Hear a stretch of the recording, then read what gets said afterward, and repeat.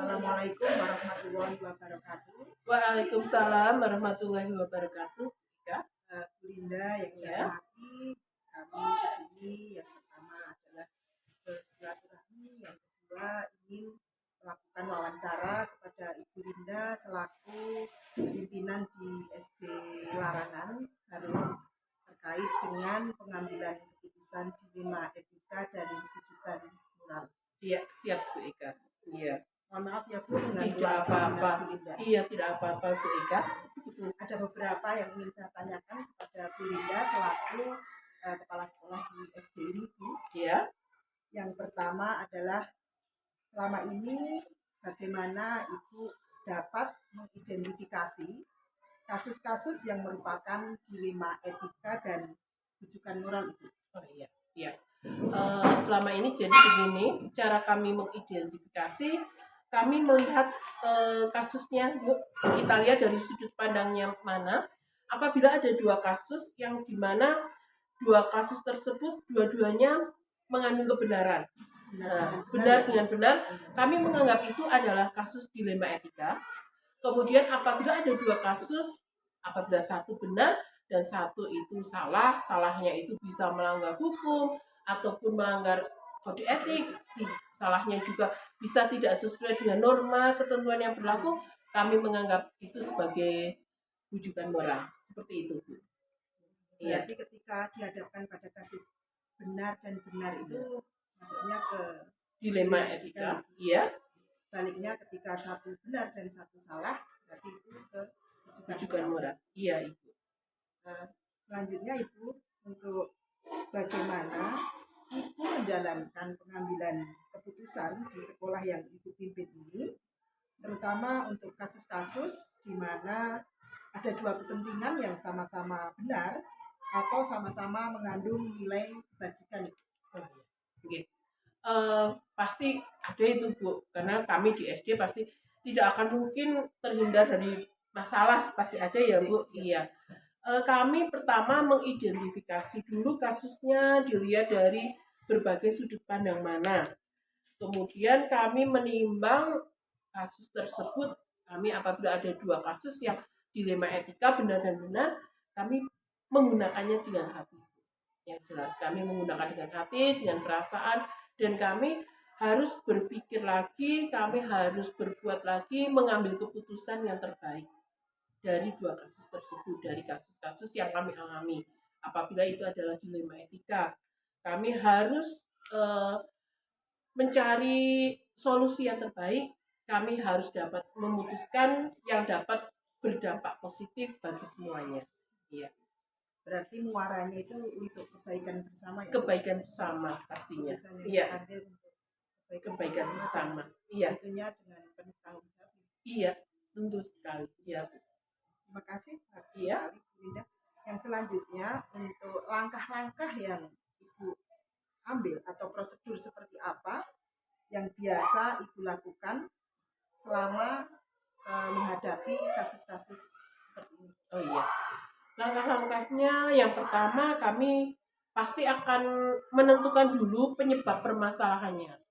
Permasalahan kami cari dari akar masalahnya, kemudian kami menentukan siapa saja yang terlibat. Ya.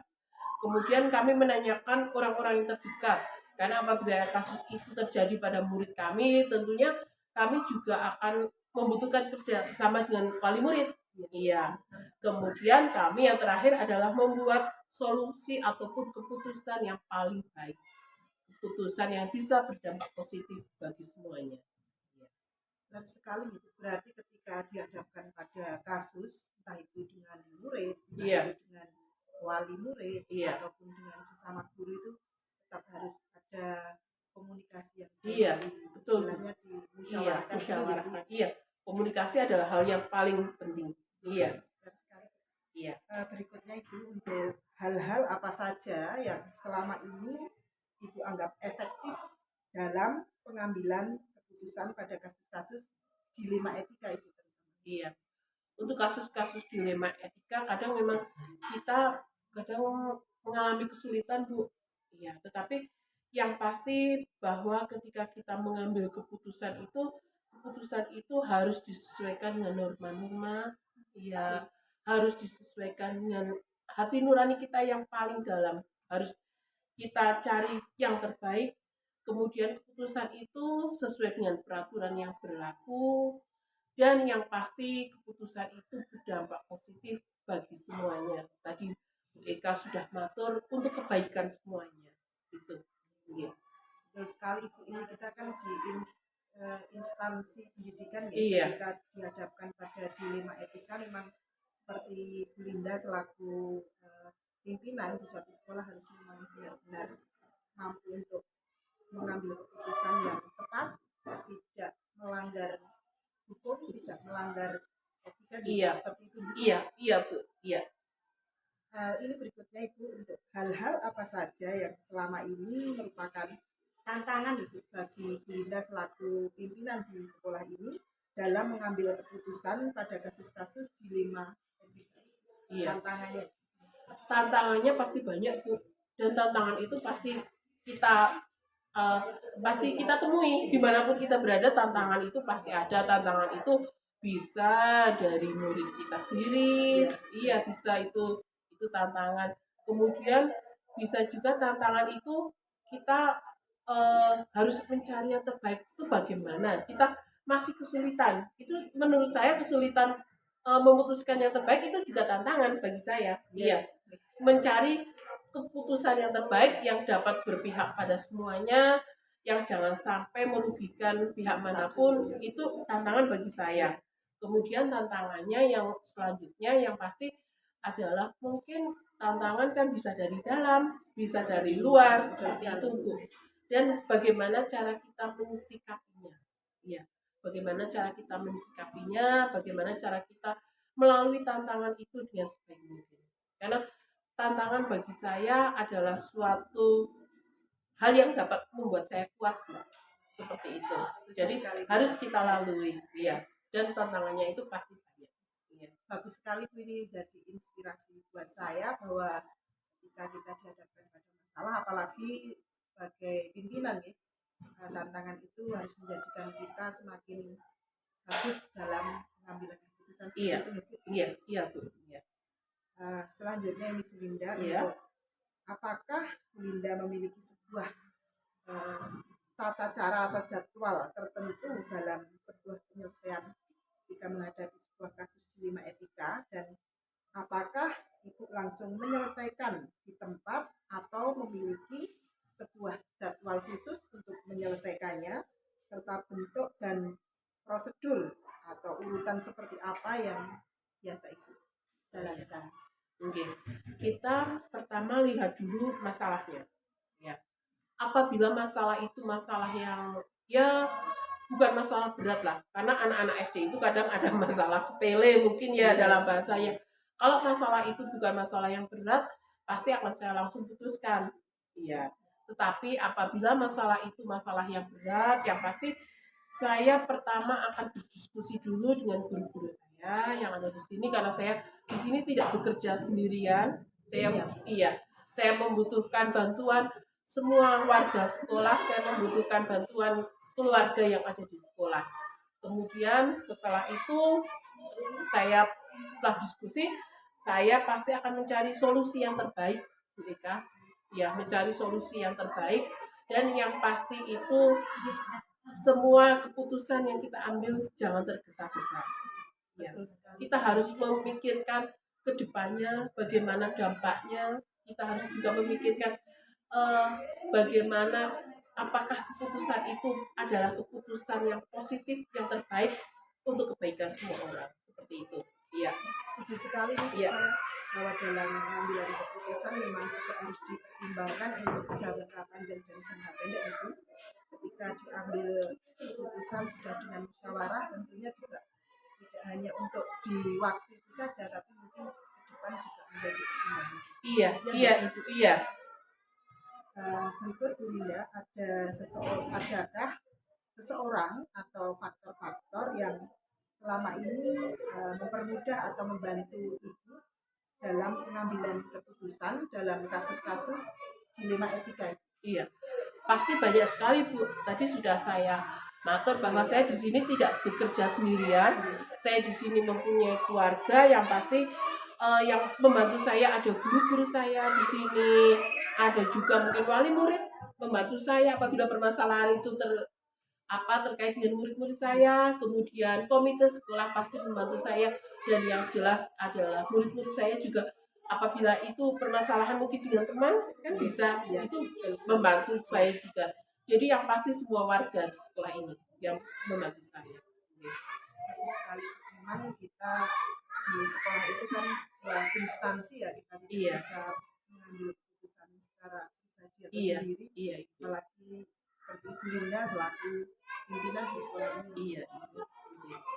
Berikutnya yang terakhir ini Bu, dari semua hal yang telah disampaikan oleh Bu Linda, pembelajaran apa yang dapat Ibu petik dari pengalaman ketika Ibu mengambil keputusan dilema etika itu? Oh iya.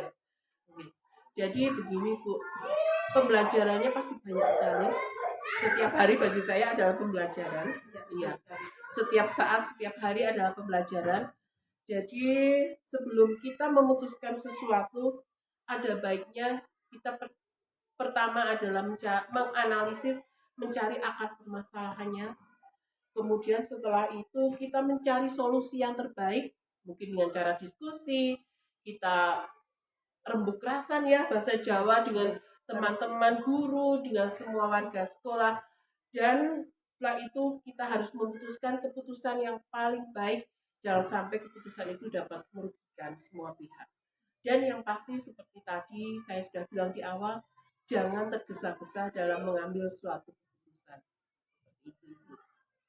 Sekali, terima kasih banyak apa yang tadi sudah disampaikan oleh Ibu Linda selaku pimpinan di sekolah ini dalam mengambil keputusan dilema etika.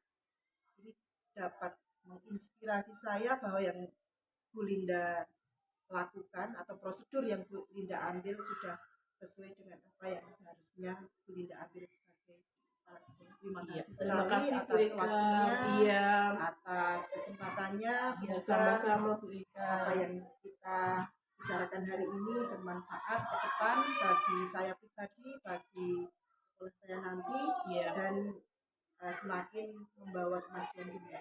Amin, amin. Iya Bu. Jadi itu saja yang bisa saya sampaikan.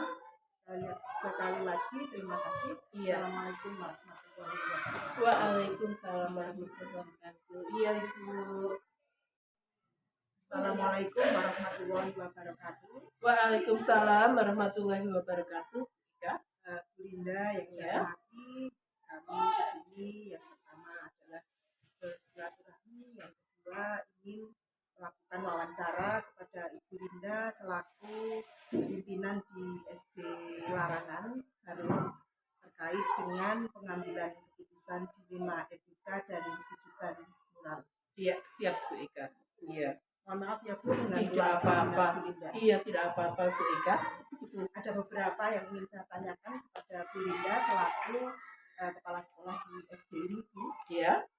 Yang pertama adalah selama ini bagaimana Ibu dapat mengidentifikasi kasus-kasus yang merupakan dilema etika dan rujukan moral Ibu? Oh iya, iya.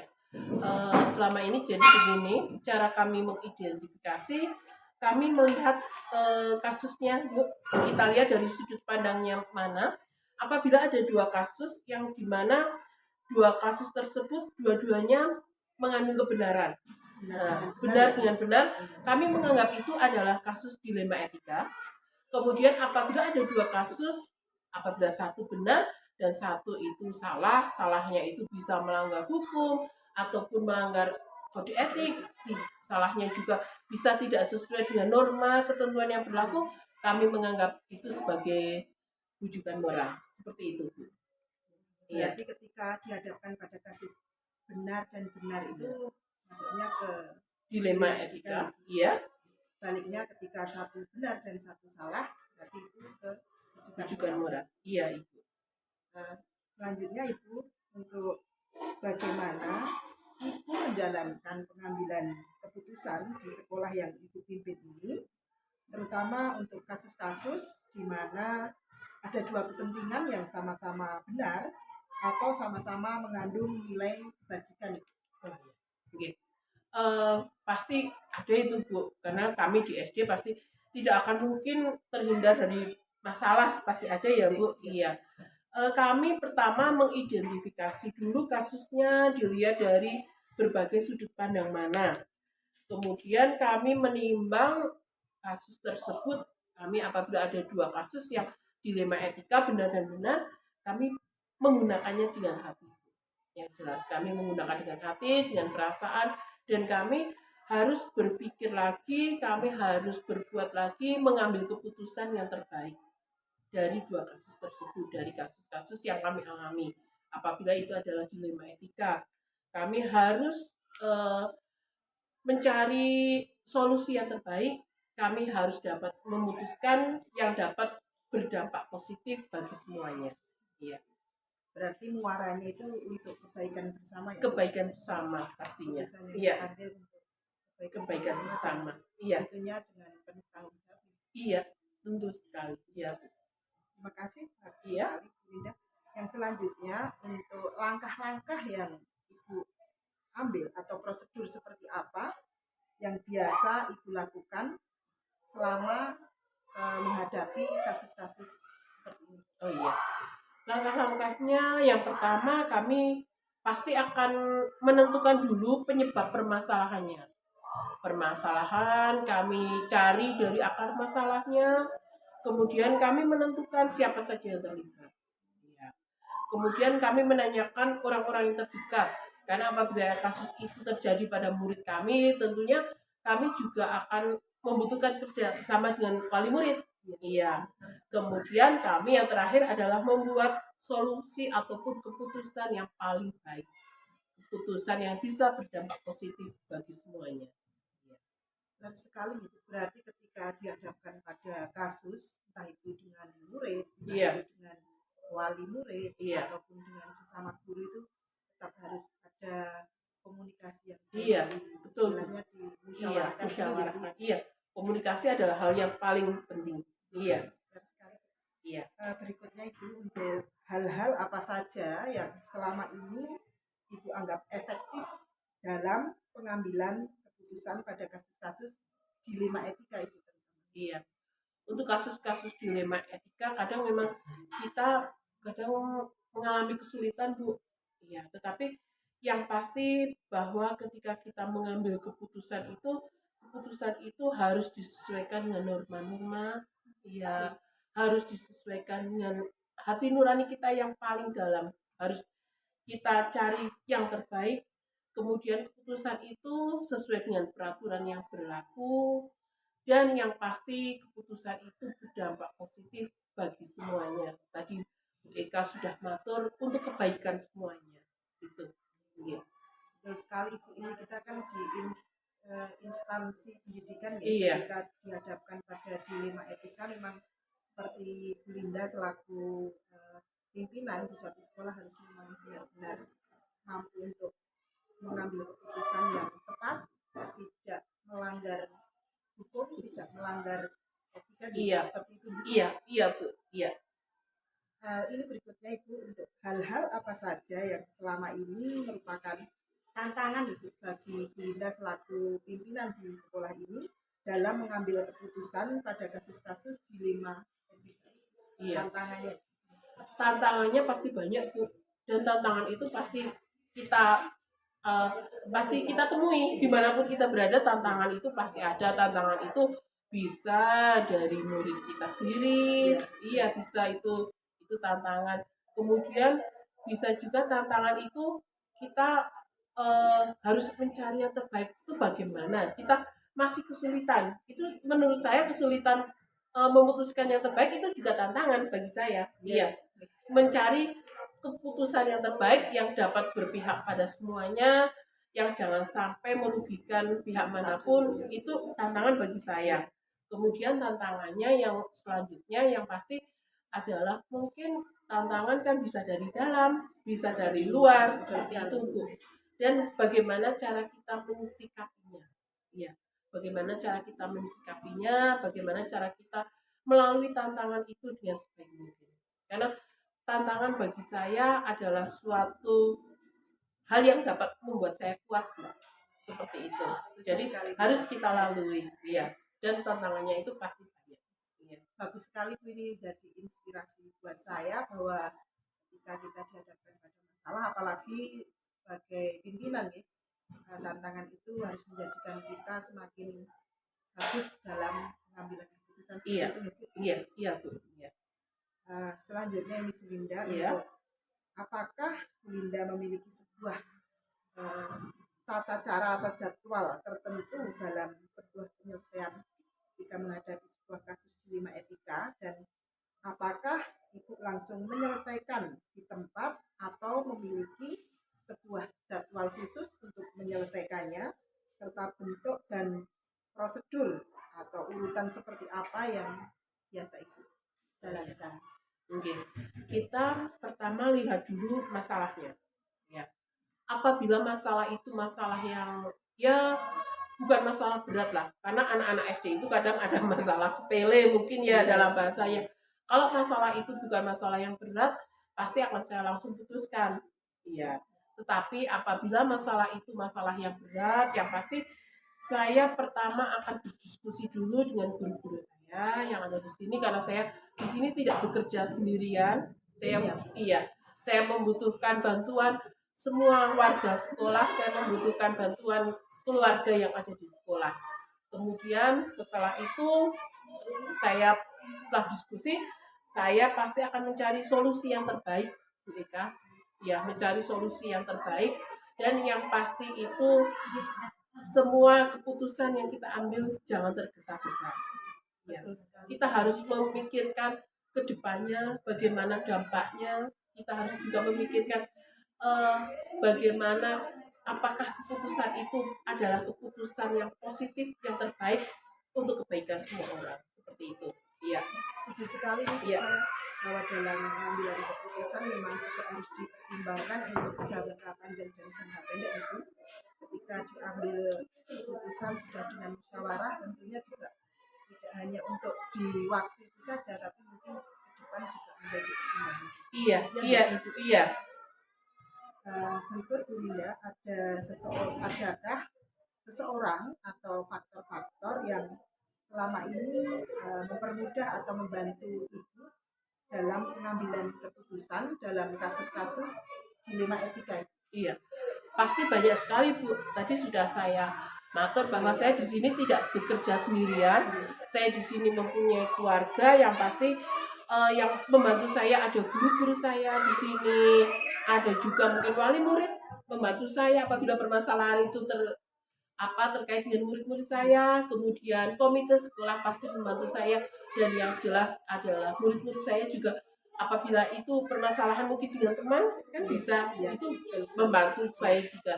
Jadi yang pasti semua warga di sekolah ini yang membantu saya. Bagus sekali. Memang kita di sekolah itu kan sebuah instansi ya, kita tidak bisa mengambil keputusan secara pribadi atau sendiri. Apalagi seperti Bu Linda selaku pimpinan di sekolah ini. Berikutnya yang terakhir ini Bu, dari semua hal yang telah disampaikan oleh Bu Linda, pembelajaran apa yang dapat Ibu petik dari pengalaman ketika Ibu mengambil keputusan dilema etika? Oh iya. Oke.